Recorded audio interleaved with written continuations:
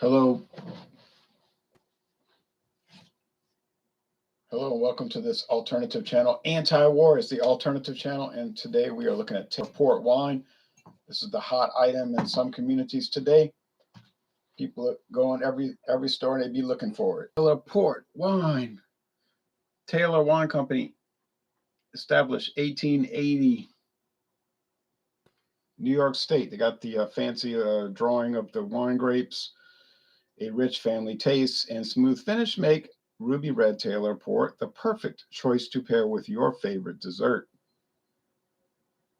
like some kind of pie, I guess. Okay, produced and bottled by the Taylor Wine Company, Canandaigua, New York, 2022. The Taylor Wine Company. All right. Well, it's a clear flask bottle, 375 milliliters. I got it for $5.99, which to me is a bad deal, but the manager of another store, not the owner, he told me, "Man, you got a good deal on it. It'll be $1 more here." I said, "Really?" "Yeah, they probably making 50 cents on that bottle or whatever." I said, "Well, don't you remember like 5 years ago this was $1.99?" He didn't remember. But anyway, ruby red with the light shining through, definitely ruby red. Put some more light on it.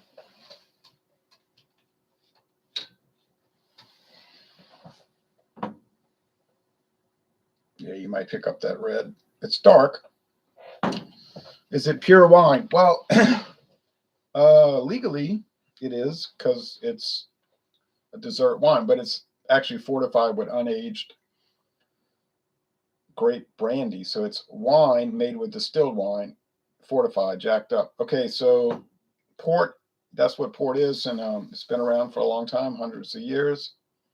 They got some really quality ones that are $20, $30, $40 a bottle. This is basic American New York version, which before all this hype, social media hype, you could get a regular bottle for $6.99, 750 milliliter. You get a double size bottle probably for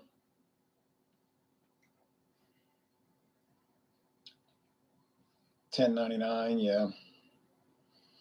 But now with all of this, whatever caused this, it's expensive.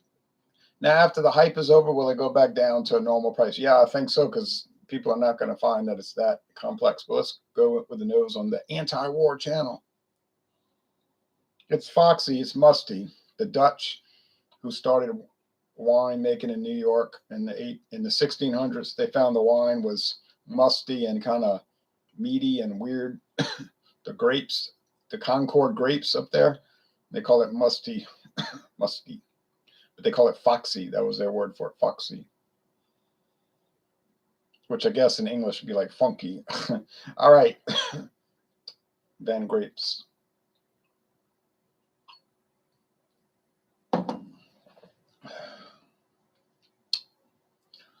I mean, it's sweet.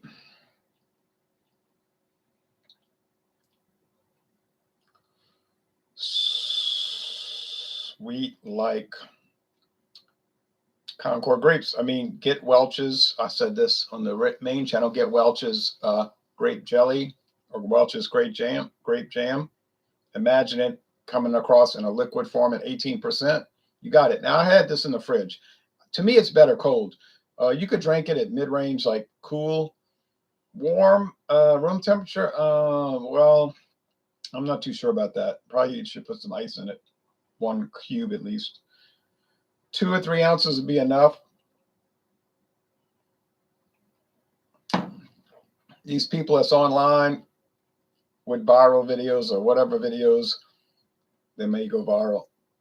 Drinking it with a full glass, 300 milliliters, 10 ounces. I think they're nuts. I mean, this stuff's going to make you sick. It's not designed for heavy drinking. It's designed to, like they said, to sip with a dessert, maybe like a little torte or chocolate covered strawberries or strawberry shortcake, maybe, or chocolate fudge or chocolate turtle. You know, they got those things. But to sit there and chug it like a fool, it's. I mean, people might do it. I don't know what they're going to do, but it's not designed for that, and the label does not recommend that.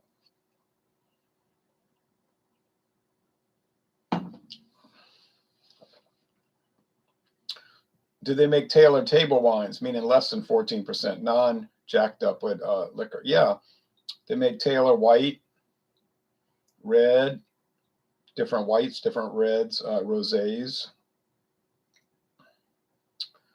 New York wines. There might be some Taylor California. I could be thinking of Paul Masson. New York and California, those are both. But yeah, those are mild, mellow. You could drink more than just 4 ounces. You could drink a glass of it because it's running around 9%. And I always liked all the Taylors that I got, dessert and table. Taylor Port, Taylor Madeira, Taylor Marsala, Taylor Tawny Port, the Chablis, I think they call it, the Rosé, the Country Red, New York, Lake Country, that's what it's called, Lake Country Red. They're all good, not great.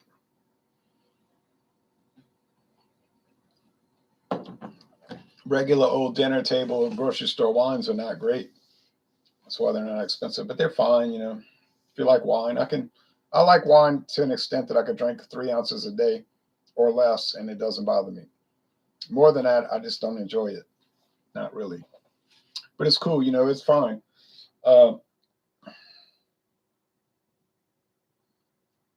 Jesus Christ turned water into wine. I don't know about dessert wine, but we don't know what type it was. So I don't know what they made in Palestine in the 1st century, but you know, I mean, the people at the wedding reception thought it was amazing because they said they saved the best wine till last. They said it's funny because usually they save the worst wine till the end, and everybody's drunk so much they're not going to notice it. The wedding feast at Cana. All right. Anyway, would I recommend it? I mean, yeah, but then reason. If you find it, $5.99 for this half size is pushing it to the limit. I would be extremely. I would be reluctant to go above that. I wouldn't go above it. But for that price, yeah, it's cool. All right. So thank you for watching and see you later. Oh, the score. I mean, it's good. B, 86 out of 100. A good product. I first probably sipped it in 1973 when I was 5, you know, just a sip. And it was good. And then now it's still good. And that's it. Thank you.